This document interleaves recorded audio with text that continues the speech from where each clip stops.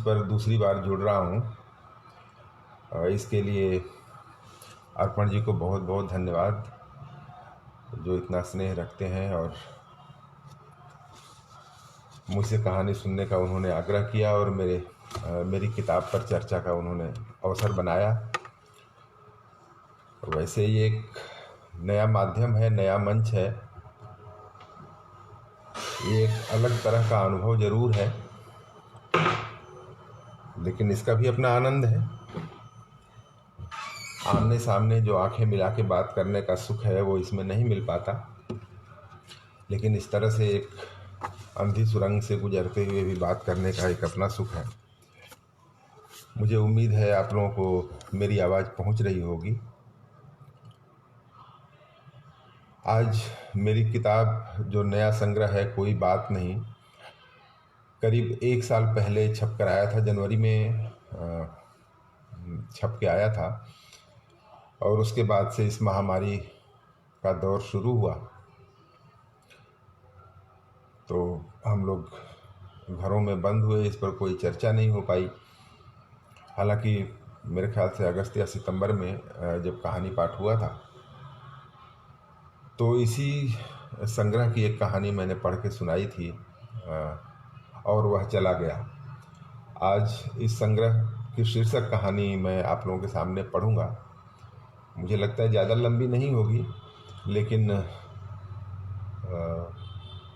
सुन के थोड़ा सा एक अलग तरह का।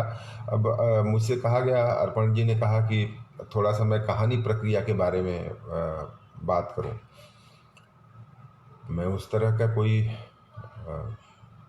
सधा हुआ मजा हुआ कथाकार तो हूँ नहीं, लेकिन अलग तरह से थोड़ा सा लिखने का प्रयास करता हूँ।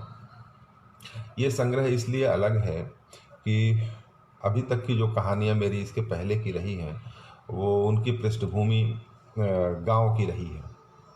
उसमें गांव की समस्या, इस संग्रह में भी कुछ कहानियां हैं जिसमें गांव की पृष्ठभूमि आती है, प्रसंगवश आती है, लेकिन सारी कहानियां जो इसमें संकलित हैं उनका मिजाज युवाओं को केंद्र में रख के है कि किस तरह से आज का युवा वर्ग बदला है, कैसे उसकी मानसिकता बदली है और किस तरह से सोचता समझता है, चीज़ों को देखता है। तो इस संग्रह की कहानियाँ उस ढंग से हैं और अलग अलग शेड की कहानियाँ हैं। इसमें बिल्कुल आज का जो परिवेश है, आजकल के जो बच्चे हैं, वो किस ढंग से उन्होंने अपनी ज़िंदगी और अपने मूल्य गढ़े हैं। वो हर पीढ़ी में होता है कि पिछली पीढ़ी, जो पुरानी पीढ़ी है, वो नई पीढ़ी के बहुत सारी चीज़ों को पसंद नहीं करती है, उनसे टकराव होता ही रहता है। ये कोई नई बात नहीं है, पीढ़ियों का टकराव होता है। लेकिन उस टकराव में पुरानी पीढ़ी की दुश्चिंताओं के बीच में नई पीढ़ी बहुत सारी चीज़ें ऐसा करती है जिससे कि ज़माना आगे बढ़ता है, समाज आगे बढ़ता है। तो उसे किसी न किसी स्तर पर मुझे लगता है कि एक्सेप्ट भी करना चाहिए हमें। तो ये जो मैं कहानी पढ़ूंगा इसमें भी 2 पीढ़ी का एक छोटा सा टकराव भी है और थोड़ा सा एक नए ढंग से जो बच्चे सोचते हैं, जो आजकल मैं यही सोच रहा था कि आज बजट पेश हुआ है तो बहुत सारे हमारे मित्र बजट में दिलचस्पी होगी, कहानी सुनने में दिलचस्पी आज नहीं होगी। एक से लेकिन ये कहानी थोड़ा सा आप देखेंगे कि जो आजकल पढ़े लिखे प्रोफेशनल बच्चे हैं, अच्छी खासी डिग्री लेके जो निकलते हैं, वो अब नौकरियों की तरफ, नौकरियों की कोई बहुत उनका न लालच है न कुछ है, उनके सपने बड़े हैं, बड़ा कुछ करना चाहते हैं। हम लोगों के समय में जैसे जीवन का लक्ष्य होता था कि नौकरी पा गए तो जीवन सार्थक हो गया, नौकरी के पीछे ही। लेकिन अब की पीढ़ी आईआईटी करके, आईआईएम करके और निकलते हैं और कुछ अपना शुरू करते हैं, उनके सपने अपने होते हैं। बहुत सारे लोग उसको गलत भी मानते हैं, बहुत सारी उनको डर भी दिखाया जाता है अनिश्चितता का कि तुम्हारा भविष्य जो है अनिश्चित रहेगा। फिर भी वो उनके अपने सपने हैं, जीने का ढंग है। तो मैं बहुत ज़्यादा समय न लेते हुए आज बजट पेश हुआ है, तो बहुत सारे लोगों की दिलचस्पी उधर भी होगी। मैं भी बजट का आज ठीक से देख समझ नहीं पाया, आज छुट्टी थी तो। लेकिन मेरी तो मुझे लगता है कि कहानी शुरू कर देनी चाहिए। अगर आप लोगों की इजाज़त हो तो मैं कहानी पढ़ना शुरू करूं। 20-25 मिनट लूँगा, उसके बाद अगर आप लोगों के कुछ सवाल होंगे तो हम उस पर चर्चा करेंगे। क्या आप लोगों का आदेश है तो आप एक मैसेज लिखें, मैं शुरू करूं कहानी। तो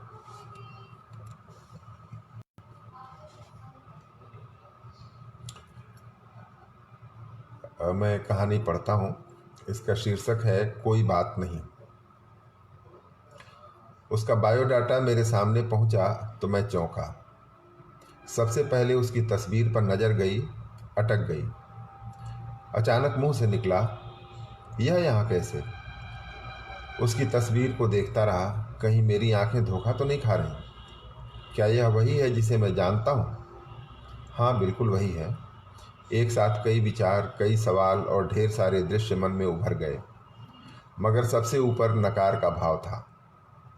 एक क्षण भी नहीं लगा होगा जब मैंने तय कर लिया कि इसे नहीं रखना है।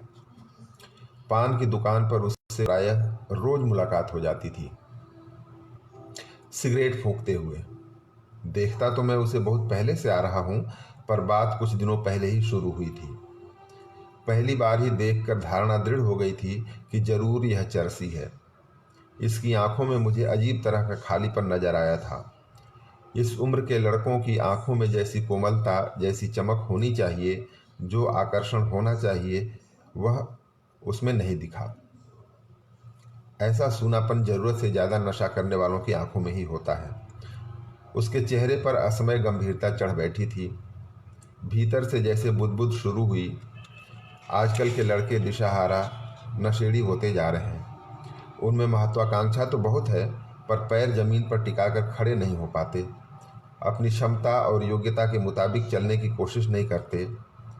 दम 10 कदम चलने का नहीं और ख्वाब मैराथन जीतने का देखते रहते हैं। नशे में डूबे रहकर सपने देखना उनकी फितरत हो गई है। अपने से बातें करते रहना या फिर दूसरों से कुछ ज़्यादा ही बातें करना इनकी आदत बन गई है। दूसरों की सुनने का धैर्य कम, अपनी कहने की हड़बड़ी इनमें कुछ ज़्यादा है। हकीकत यह भी है कि वे लगातार एक तरह की संवादहीनता में घिरे रहते हैं। इस तरह उनके चेहरे की मासूमियत बहुत जल्दी खो जाती है। ऐसे लड़कों को देखता हूँ तो मुझे अपने बेटे पर शक होने लगता है। जब वह अपने दोस्तों के साथ समय बिताकर शाम को देर से घर लौटता है तो मैं उसे गौर से देखता हूँ, उसकी आंखों को पढ़ने की कोशिश करता हूँ। हर समय भय बना रहता है कि कहीं वह भी तो किसी चरसी, किसी नशेड़ी गिरोह का संग साथ तो नहीं कर बैठा है। यह तो पता है कि वह सिगरेट पीता है, घर में खुलेआम नहीं पीता, इसलिए किसी न किसी बहाने बाहर निकल जाता है। दोस्तों के साथ ज़्यादा समय बिताता है, पर पता नहीं किस तरह की संगत हो गई है उसकी। हम दोनों पति पत्नी चूँकि नौकरी करते हैं, घर में नौकर के भरोसे बच्चों को छोड़ रखा है। हमें घर लौटने में रोज़ ही देर हो जाती है। हमारे पीछे से वे किस संगत में पड़ गए हैं, पता करना मुश्किल है। ओह, मैं किन ख्यालों में खो गया। उसकी तस्वीर को देखकर मेरी धारणा क्यों फिर बुदबुदाने लगी। क्या अब मैं बुढ़ापे की ओर बढ़ रहा हूँ, इसलिए नौजवानों से ईर्ष्या होने लगी है? यह क्या हो रहा है मेरे साथ? ऐसा तो नहीं था। मैं तो नौजवानों की ऊर्जा की सराहना करता रहा हूँ, उनमें नई नई संभावनाएं तलाशता रहा हूँ। इसीलिए तो मेरे साथ काम करने वाले लड़के मुझसे दोस्ताना महसूस करते रहे। फिर अचानक यह क्या होने लगा है मेरे साथ? खुर्दबीन लेकर नौजवानों में कमियां ही क्यों तलाशने लगा हूँ?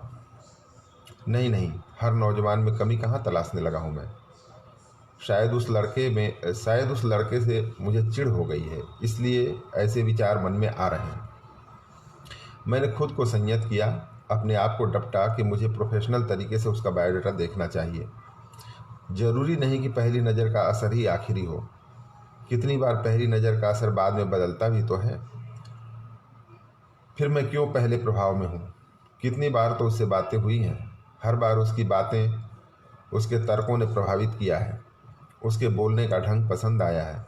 कहीं से भी उच्छृंखल या किसी सबवे की सीढ़ियों पर पड़े नशेड़ियों जैसा तो नहीं लगा। फिर भी एक दूरी ही क्यों उससे बनी रही।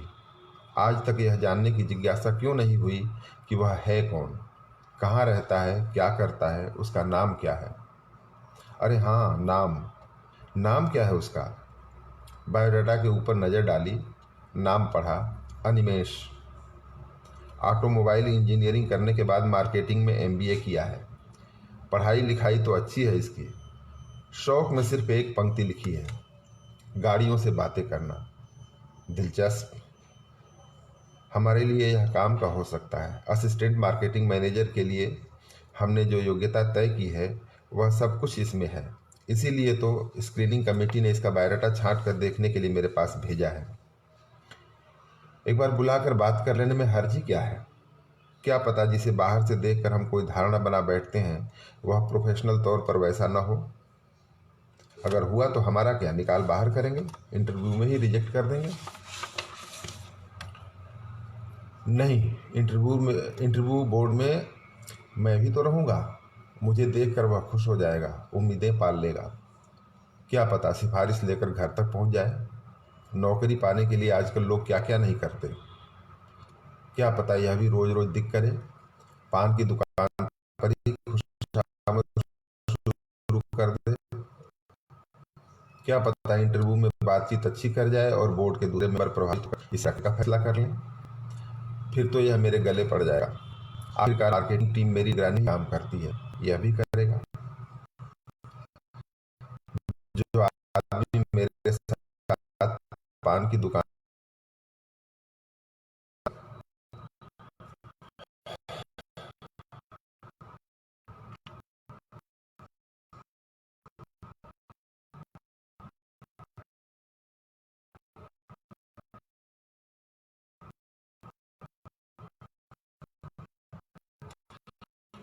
आखिरकार मार्केटिंग टीम मेरी निगरानी में काम करती है, यह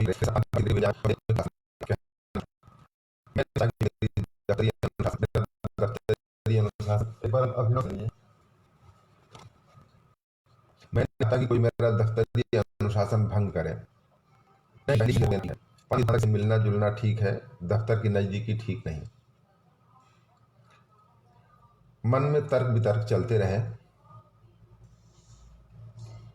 आखिरकार मैंने उसका बायोडाटा निकालकर किनारे रख दिया। दूसरे कैंडिडेट्स के बायोडाटा उलटने पलटने लगा। कुल 4 लोग रखे जाने थे। इस हिसाब से स्क्रीनिंग कमेटी ने 16 लोगों के बायोडाटा छांट कर मेरे पास भेजे थे, जिन्हें इंटरव्यू के लिए बुलाया जाना था।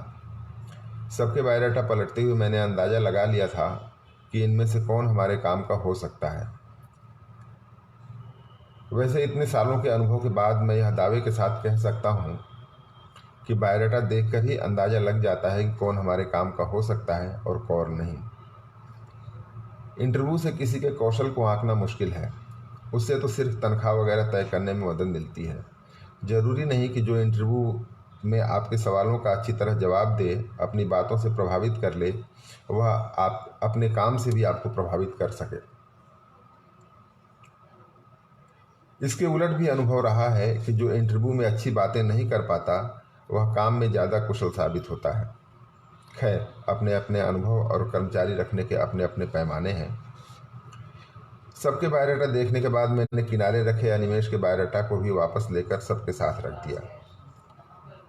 मेरी अंतरात्मा ने कहा, इस तरह अपनी धारणा के आधार पर इसे रिजेक्ट करना ठीक नहीं। बाकी कैंडिडेट्स में अनिमेश का बायोडाटा सचमुच दमदार था। मैंने घंटी बजाई, सहायक को सारे बायोडाटा लौटाते हुए कहा, ठीक है, बुला लो सबको। एक दिन 4 से ज़्यादा लोग ना हों।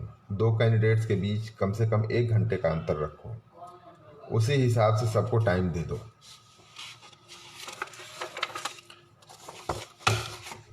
मगर अनिमेश का चेहरा मेरे दिमाग में घूमता रहा। बस 1 सेकंड का विराम चाहता हूँ।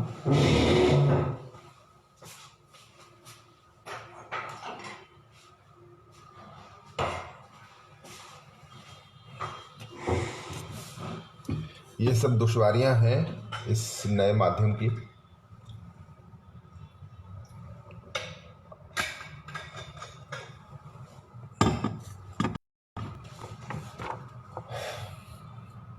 मगर अनिमेष का चेहरा मेरे दिमाग में घूमता रहा। शाम को काम निपटाकर घर के लिए चला तो उससे पिछली मुलाकातें याद हो आई। घर के पास एक पान की दुकान है, वहाँ से मैं बरसों से अपनी पसंद की सिगरेट खरीदता आ रहा हूँ। वह खास मेरे लिए ही 555 मंगाता है। रात को खाना खाने के बाद उसकी दुकान पर जाता हूँ, सिगरेट का पैकेट लेता हूँ, वहीं खड़े होकर एक सिगरेट पीता हूँ और पान मसाला चबाते हुए घर लौट आता हूँ। अनिमेष भी उसी दुकान पर सिगरेट पीने आता है। लंबे समय से हम एक दूसरे को देखते आ रहे थे, पर बातचीत नहीं हुई थी। उन दिनों बिहार में विधानसभा के चुनाव चल रहे थे। अखबारों में और टीवी चैनलों पर एग्जिट पोल के सर्वेक्षण आने लगे थे। उस दिन इन सर्वेक्षणों को लेकर पान की दुकान पर अनिमेष के साथ कुछ लोगों के तर्क वितर्क चल रहे थे। हमारे देश में चुनावों के समय पान की दुकानों पर ऐसा दृश्य आम होता है। हर कोई अपने ढंग से विश्लेषण करता रहता है। मैंने रोज की तरह सिगरेट जलाई और पीते हुए वहां खड़े लोगों की बातें सुनने लगा। अनिमेष का दावा था कि सारे सर्वेक्षण झूठे साबित होने वाले हैं। मुझे उसका दावा दिलचस्प लगा था, मगर उसकी बात से वहां कोई सहमत नहीं था। सब उसके दावे को सिरे से खारिज कर रहे थे, पर अनिमेष का तर्क मुझे वाजिब लगा कि इस तरह किए जाने वाले सर्वेक्षण वैज्ञानिक नहीं रह गए हैं। पिछले कुछ सालों में मतदाता का मिजाज बदला है और चुनाव प्रक्रिया के दौरान वह हर पल बदलता रहता है। जाति धर्म के समीकरण भी बहुत स्थायी नहीं रह गए हैं। विकास और भ्रष्टाचार के मुद्दे जरूर करते हैं, पर मतदाता अब तात्कालिक नहीं बल्कि आगे की स्थितियों का आकलन करके मतदान का फैसला करने लगा है। इसलिए सर्वेक्षण एजेंसियों को चकमा देता रहता है। फिर सर्वेक्षण एजेंसियां भी निरपेक्ष नहीं रह गई हैं, सबके अपने राजनीतिक रुझान हैं। इसीलिए पिछले कई सर्वेक्षण फेल हो चुके हैं। फिर सर्वेक्षण का व्यावहारिक तरीका क्या हो सकता है? मैंने अचानक सवाल किया था। उसके लिए थोड़े श्रम की जरूरत है। कुछ कार्यकर्ताओं के जरिए बने बनाए फार्म पर आंकड़े जुटाने का तरीका भरोसेमंद नहीं रह गया है। जब तक राजनीतिक विशेषज्ञ खुद अलग अलग इलाकों में घूमकर लोगों के मन मिजाज का अध्ययन नहीं करेंगे, तब तक जमीनी हकीकत का अंदाजा लगाना मुश्किल होगा। अब हर बूथ का रुझान जानना जरूरी है। राजनीतिक पार्टियां भी अब हर बूथ के हिसाब से अपनी स्ट्रेटजी बनाने लगी हैं। जब तक हर बूथ का सही रुझान पता नहीं चलेगा, भ्रामक आंकड़े आते रहेंगे, अनिमेष ने कहा था।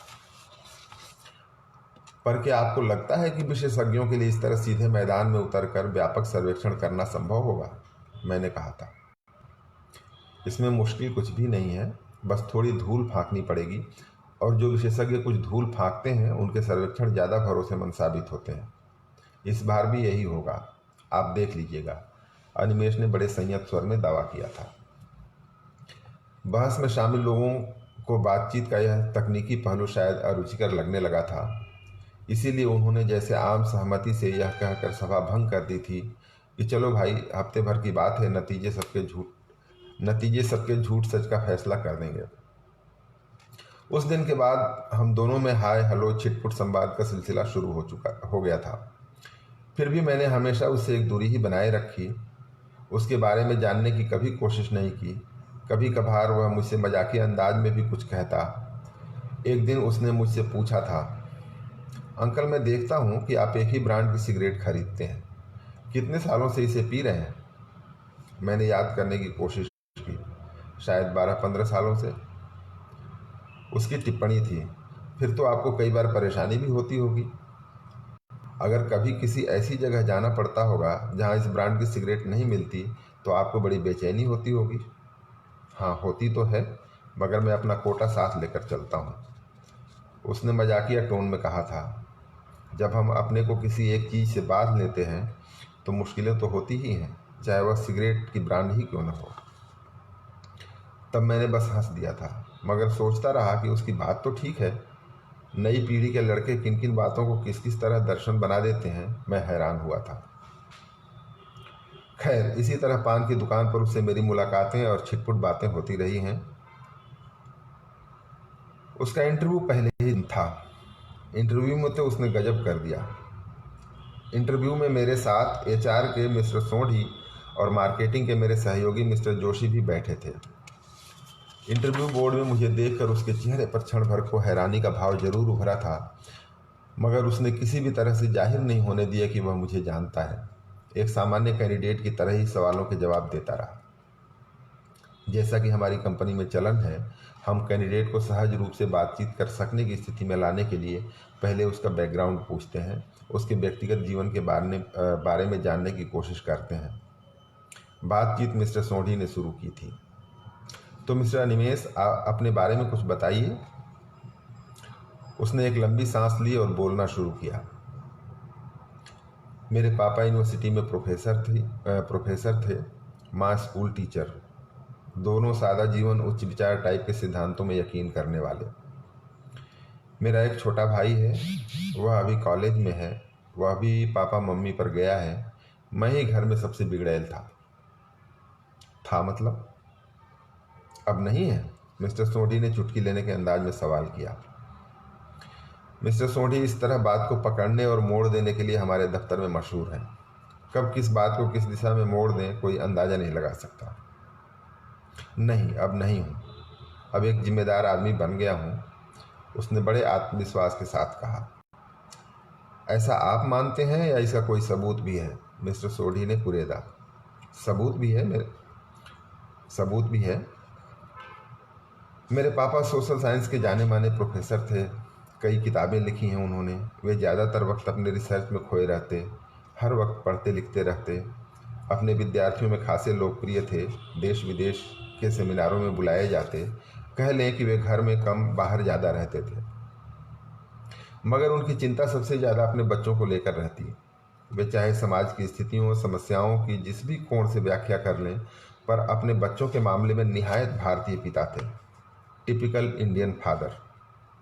कंजर्वेटिव नहीं, खुले मिजाज के, पर इमोशनल। हमें थोड़ी सी भी तकलीफ हो जाए तो परेशान हो जाते थे।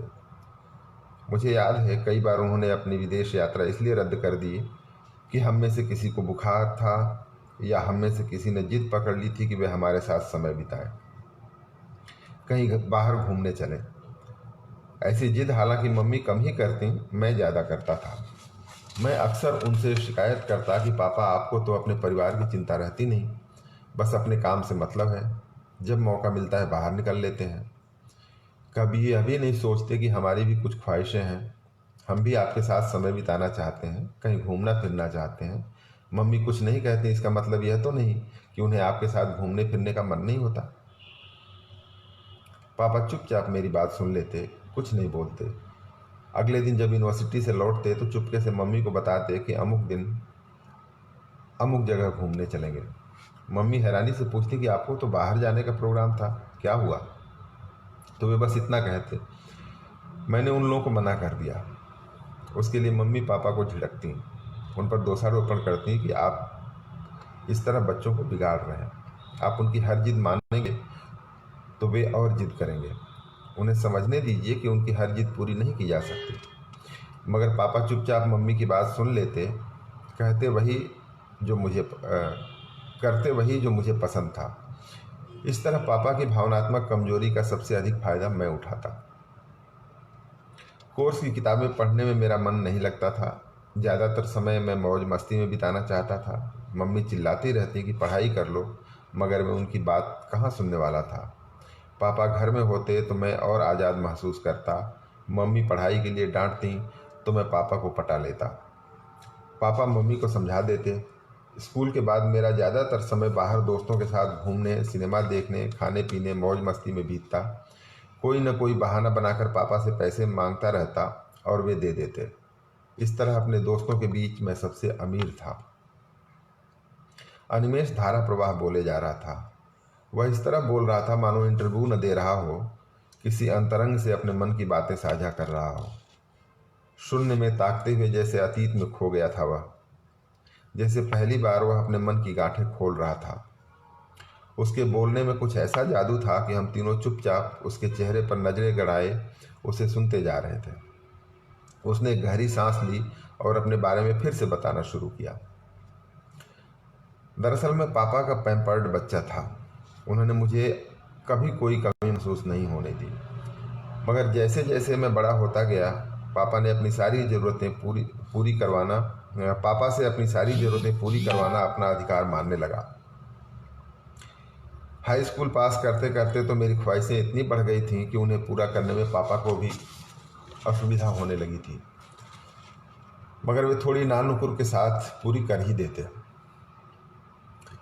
अब स्कूल में कम, दोस्तों के साथ बाजार में मेरा मन ज़्यादा लगने लगा था। सिगरेट पीना तो मैंने 9वीं क्लास से शुरू कर दिया था। हर नया तकनीकी उपकरण मुझे चाहिए था। ब्रांडेड कपड़े मेरी कमजोरी बन गए थे। पापा को जितनी सादगी पसंद थी उतना ही मैं फैशन में यकीन करता था। दरअसल मुझे अपनी ज़रूरत से ज़्यादा दोस्तों पर प्रभाव जमाने की गरज से चीज़ें चाहिए थी। स्कूल से शिकायतें आती कि मैं पढ़ाई पर कम ध्यान देता हूँ। मम्मी को बहुत गुस्सा आता। वे बोलना शुरू करती तो बोलती ही रहती। जब मौका मिलता बोलना शुरू कर देती। एक बात को लेकर कई कई दिन तक मौका देखकर नसीहत देती रहती। पापा की प्रतिष्ठा का हवाला देती, मेरे भविष्य को लेकर डराती। मगर दोस्तों पर जादू बिखेरने का जो नशा मुझ पर चढ़ा था उससे मम्मी की बातों का कोई असर नहीं होता। जिस तरह हमारे मामले में पापा टिपिकल इंडियन फादर थे, वैसे ही मम्मी को लेकर मैं टिपिकल इंडियन बेटा था। माँ की बातों को मजाक में उड़ा देना, उनकी बातों पर नाराज़ होकर उन्हें चुप करा देना मुझे खूब आता था। पापा यूँ तो ज़्यादातर चुप ही रहते, यही जाहिर करते कि उन्हें मुझे लेकर कोई चिंता नहीं है, पर जब कभी मम्मी ज़्यादा दुखी हो जाती तो उनसे सहन नहीं होता और बड़े संयत स्वर में मुझे देर तक समझाते रहते। कई बार मुझे बड़ी हंसी आती कि मुझे समझाते समय भी वे समाज विज्ञान के सिद्धांतों का इस्तेमाल करते। मैं उनकी बातों को उनके सामने ही मजाक में उड़ा देता। खैर, पढ़ाई में भले मेरा मन नहीं लगता था, पर कुछ ऐसे नुस्खे मैंने सीख लिए थे जिससे हर परीक्षा पास कर जाता। परीक्षा पास करने के लिए दरअसल बहुत पढ़ने की ज़रूरत नहीं होती।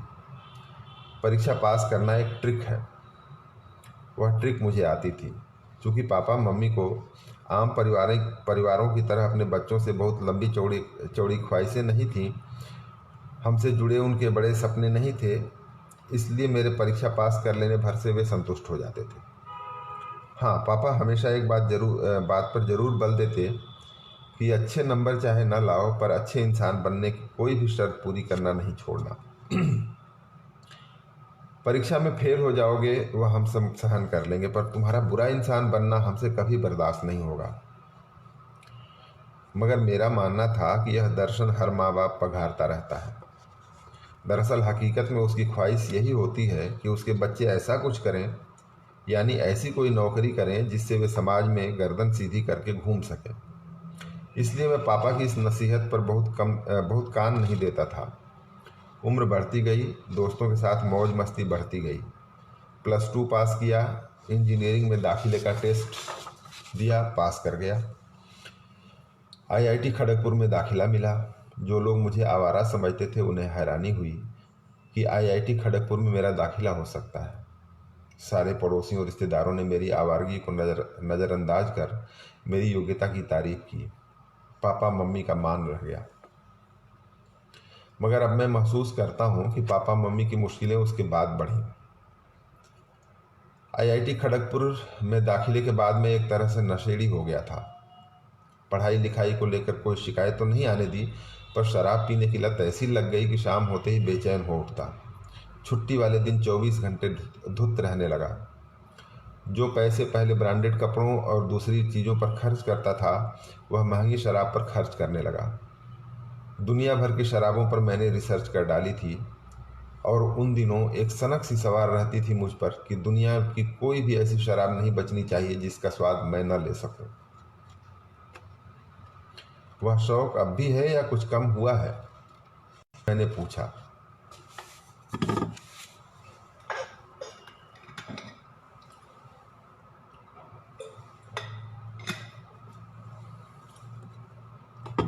वह शौक अब भी है या कुछ कम हुआ है? मैंने पूछा।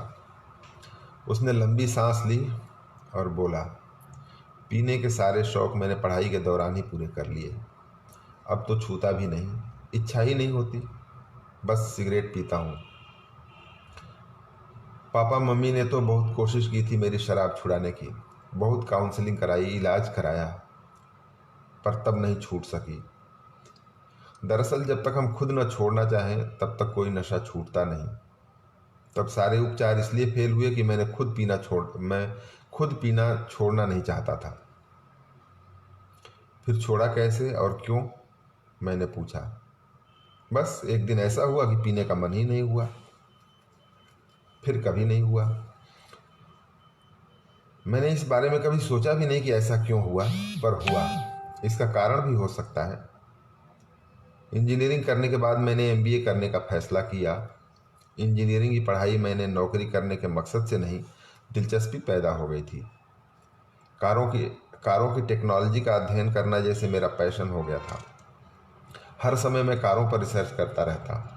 इसलिए उसके बाद से पढ़ाई मेरे लिए सिर्फ किताबी नहीं, व्यावहारिक पहलुओं को जानने समझने का एक माध्यम बन गई।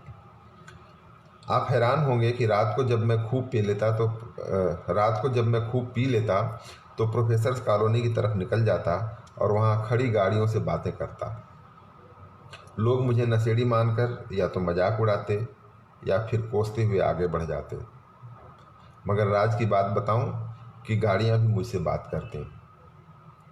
मैं उनके साइलेंसर को सूंघ कर जान लेता कि किस गाड़ी का मालिक उसे ठीक से चलाता है और कौन ठीक से नहीं चलाता, कौन समय पर सर्विसिंग कराता है, कौन नहीं कराता। खैर, इंजीनियरिंग करते हुए ही मैंने ठान लिया था कि इसके बाद मार्केटिंग की पढ़ाई करूंगा, गाड़ियों के बाजार को समझूंगा। पापा मम्मी चाहते थे कि इंजीनियरिंग करके मैं कोई नौकरी शुरू करूं, फिर शादी वादी करके गृहस्थी बसाऊं। माँ की आंखों में बहू और पोते के सपने रह रह कर तैर उठते, मगर शायद उन्हें यह नहीं पता था। उसकी आंखों में पानी उतर आया था, मगर वह बड़ी मुश्किल से उसे आंखों आंखों में ही पी गया। उसका बायोडाटा पढ़कर हम पहले से जानते थे कि उसके मम्मी पापा अब जीवित नहीं हैं, पर अनिमेश की बातों से हमें दिलचस्पी पैदा हुई कि कुछ न कुछ ऐसा असामान्य जरूर हुआ है जिसने उसे आहत किया है। मैंने उसे सामान्य करने के लिए पूछा, क्या हुआ था आपके मम्मी पापा को? मैंने पापा से प्रॉमिस लिया था कि जब मैं एमबीए कर लूँगा तो वे मुझे मेरी पसंद की गाड़ी खरीद कर देंगे। पापा ने वादा किया था कि जब मैं फाइनल सेमेस्टर में आ जाऊँगा तो वे मुझे मेरी पसंद की कार खरीद कर देंगे। पापा जो वादा करते थे उसे पूरा जरूर करते थे, मगर अक्सर मैं उनके साथ चालाकियाँ किया करता था। उनके बजट से अधिक का ही सामान खरीदवाता था। पर जब मैं फाइनल सेमेस्टर में आया तो जिद पर अड़ गया कि गाड़ी खरीदो। उन्हें क्या पता था कि मैं ऐसी गाड़ी के लिए जिद पर अड़ जाऊंगा जो उन्होंने कभी सपने में भी खरीदने के लिए नहीं सोचा होगा। उन्होंने ज़्यादा से ज़्यादा 4 लाख खर्च करने का सोचा होगा, मगर मैं तो 40 लाख की गाड़ी पर अड़ गया। आपकी कंपनी की 4 छल्ले वाली गाड़ी। मेरी वह जिद उनके लिए भारी पड़ी। उन दिनों पापा कुछ अवसाद में थे। शिमला यूनिवर्सिटी में वाइस चांसलर नहीं बन पाए थे। कुछ राजनीति हो गई थी। पापा उसके लिए सबसे बेहतर कैंडिडेट थे, पर उन्हीं के किसी साथी ने राजनीतिक जुगाड़ करके बाजी मार ली थी। वे गुमसुम से रहने लगे थे। उस पर से मेरी जिद। कई दिन हमारे बीच तर्क वितर्क चले थे। आखिरकार मैंने कुछ ऐसा कठोर कह दिया कि वे कुछ कह नहीं पाए, चुप हो गए थे। उसी रात उन्हें दौरा पड़ा और वे नहीं रहे। उसी साल मम्मी रिटायर हुई थी। पापा गए, उसके 5 महीने बाद मम्मी भी चली गईं। बस मैं और मेरा भाई रह गए थे। अब भाई की जिम्मेदारी मुझ पर है। वह पढ़ाई कर रहा है। उसने अपनी बात समाप्त की। आप हमारी कंपनी में ही नौकरी क्यों करना चाहते हैं? मेरे सहयोगी मिस्टर जोशी ने पूछा। आपकी 4 छल्ले वाली गाड़ी से प्यार है, इसलिए, उसने संक्षिप्त सा उत्तर दिया। क्या हमारी गाड़ी से प्यार होना ही यहाँ नौकरी करने के लिए आपकी सबसे बड़ी योग्यता है? मिस्टर सोढ़ी ने पूछा था। सबसे बड़ी नहीं, मगर एडिशनल ज़रूर है। जिससे प्यार ही न हो, उस काम को हम सिर्फ अपनी ज़रूरत पूरी करने के मकसद से करें तो उससे बहुत जल्दी ही ऊब हो जाती है। और मैं तो यह नौकरी सिर्फ 5-6 साल के लिए करूँगा, उसके बाद कोई नौकरी नहीं, उसने बगैर किसी हिचक के कहा। ऐसा टारगेट क्यों? मैंने पूछा। उसके बाद मुझे कुछ अपना करना है। कुछ क्रिएटिव, वह सब मैंने पहले से सोच रखा है। और अगर आपको यह नौकरी न मिले और अगर आपको यह नौकरी न मिले तो, मेरा सवाल था। कोई बात नहीं, कुछ दिन बाद फिर कोशिश करूँगा, आपकी किसी और ब्रांच में करूँगा। किसी और कंपनी में क्यों नहीं ट्राई करते हैं? मिस्टर सोडी ने पूछा। कहीं और काम नहीं कर पाऊँगा। यह तो आपने बहुत जोखिम भरी जिद पाल रखी है, मैंने कहा। यही मेरा नेगेटिव साइड है, जो तय कर लेता हूँ वही करता हूँ। यानी आप मूडी आदमी हैं, जो आपको पसंद है वही करते हैं, दूसरे की बिल्कुल नहीं सुनते। यह तो हमारे लिए खतरनाक साबित हो सकता है, मैंने कहा।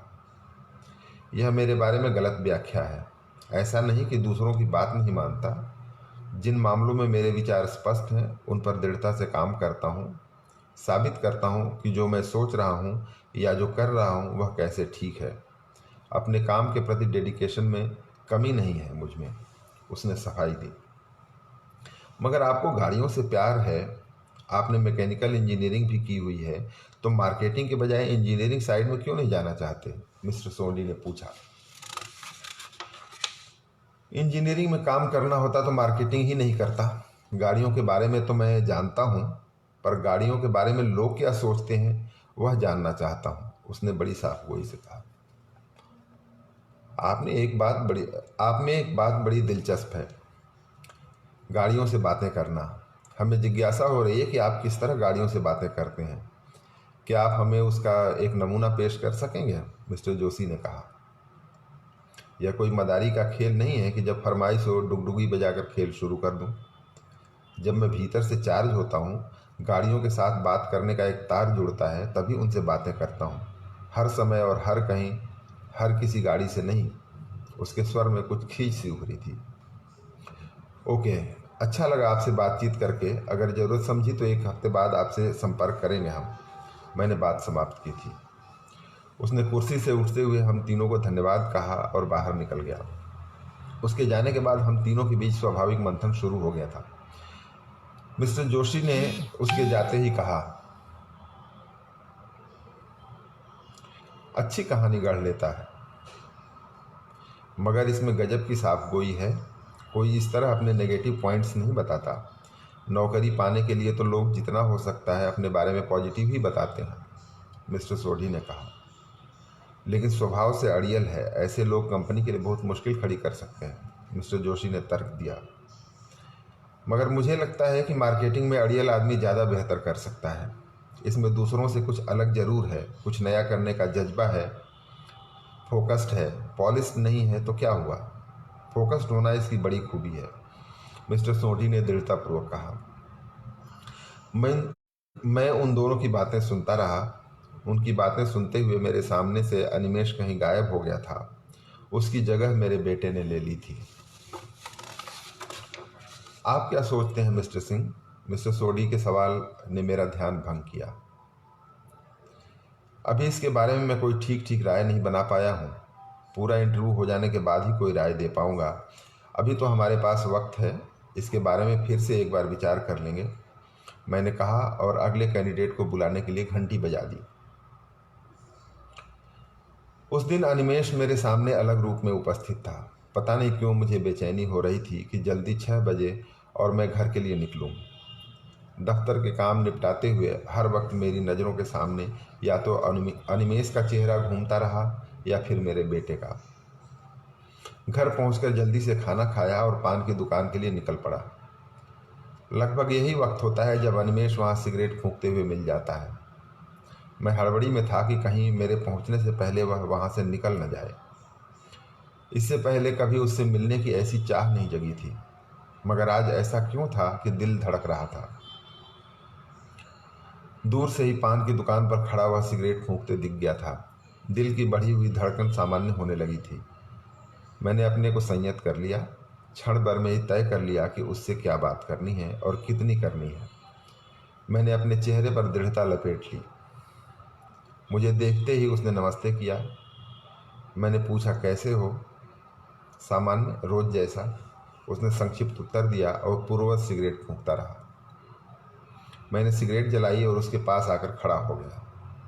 उसे जैसे अपने इंटरव्यू के बारे में कोई जिज्ञासा नहीं थी। यह जानने की कोई उतावली नहीं थी कि उसे नौकरी मिलेगी या नहीं। उसने मुस्कुराते हुए बड़े उत्साह के साथ कहना शुरू किया, आपका दफ्तर बहुत सुंदर है सर। उधर से गुजरते हुए बाहर से तो मैं उसे अक्सर देखता रहा हूँ, पर अंदर की डिजाइन और इंटीरियर आज देख पाया। किस आर्किटेक्ट ने नक्शा तैयार किया था? वह ऐसे बताया जा रहा था जैसे कोई बच्चा अभी अभी मेला देखकर लौटा हो। उसकी बात सुनकर मुझे बड़ी कोफ्त हुई। सोचा, किस मिट्टी का बना है यह? मैं उसकी तारीफ पर बस मुस्कुरा कर रह गया। इंटरव्यू के बारे में बात मैंने ही शुरू की।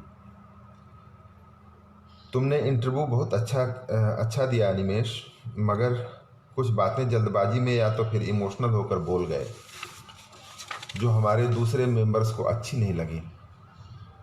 साफ गोई अच्छी बात है, मगर इतनी भी नहीं कि उससे तुम्हारे बारे में किसी को नेगेटिव धारणा बनाने में मदद मिले। सिर्फ 5 साल नौकरी करने वाली बात तुम्हारे खिलाफ गई है। मुझे लगता है तुम लूज कर सकते हो। हालांकि अभी और कुछ इंटरव्यूज़ होने हैं, देखो क्या होता है। जितना बेहतर हो सकता है मैं तुम्हारे लिए करने की कोशिश करूँगा, मगर फिर भी नहीं कर पाऊँ तो बुरा मत मानना। कोई बात नहीं sir, out of the way जाकर कुछ मत कीजिएगा।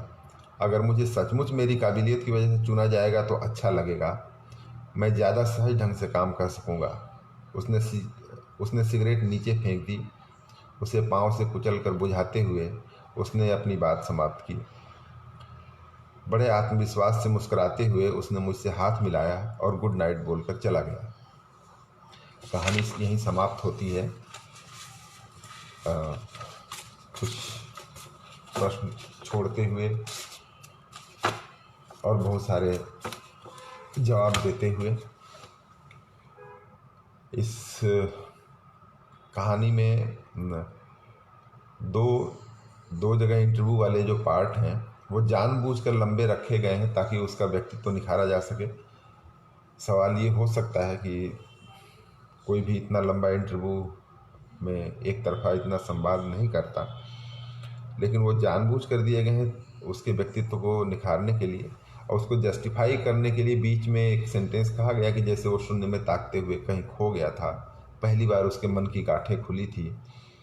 तो इससे उसका लंबा संवाद जस्टिफाई होता है। बाकी कैसी कहानी आपको कैसी लगी, आपकी प्रतिक्रिया का इंतज़ार रहेगा। अगर कोई सवाल हो तो मैं जवाब देने को तैयार हूँ, नहीं तो ये सभा आज यहीं समाप्त करते हैं। आप लोगों ने मुझे धैर्यपूर्वक सुना, इसके लिए बहुत बहुत धन्यवाद। मुझे खुशी है कि दोबारा इस मंच पर आकर मैंने दूसरी कहानी पढ़ी। अब अर्पण जी कुछ बताएं कि सभा चलनी है या समाप्त करनी है।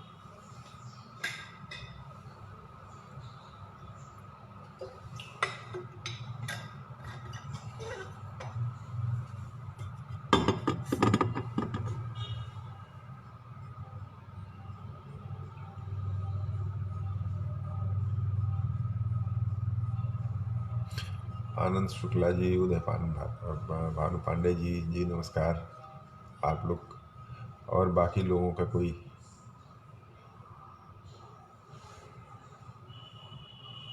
इसमें देख नहीं पा रहा मैं, किन लोग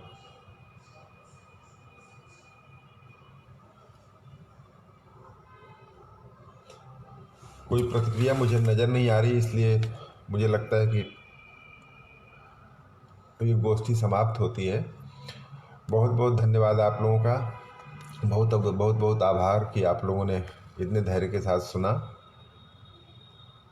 अर्पण जी, आपका जनसुलभ पुस्तकालय का बहुत बहुत आभार कि मुझे ये कहानी पाठ का अवसर दिया। बहुत बहुत धन्यवाद।